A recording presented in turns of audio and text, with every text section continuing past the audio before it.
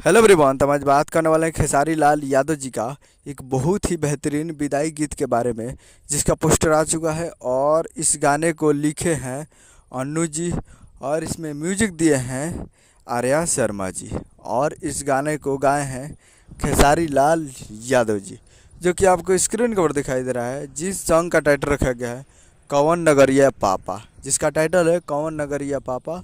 और ये एक बहुत ही बेहतरीन सॉन्ग है और विदाई गीत है। और ये आपको याद होगा कि ये गाना है कौन नगरिया पापा जीवा खिलला, उसी उसी पे आधारित ये गाना को बनाया गया है। और खेसारी लाल यादव जी स्टेज शो में इस गाने को गाए भी हैं, जो कि हम आपको डिस्क्रिप्शन में दे देंगे या कमेंट बॉक्स में दे देंगे इसी वीडियो के नीचे। तो आप जाकर डिस्क्रिप्शन में या कमेंट बॉक्स में इस गाने को जाकर आप सुन सकते हैं, जो काफ़ी बेहतरीन सॉन्ग है। और स्टेज शो में खेसारी लाल यादव जी गाए हैं।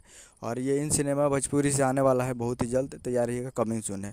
यही अपडेट था। उम्मीद करेंगे वीडियो चैनल को सब्सक्राइब करें, बेल आइकन ताकि से खेसारी लाल यादव जी का लेटेस्ट आता रहे। वीडियो को एक लाइक कीजिए, चैनल को सब्सक्राइब कीजिए। मिलता है अगले वीडियो में, तब तक के लिए जय हिंद, जय भोजपुरी।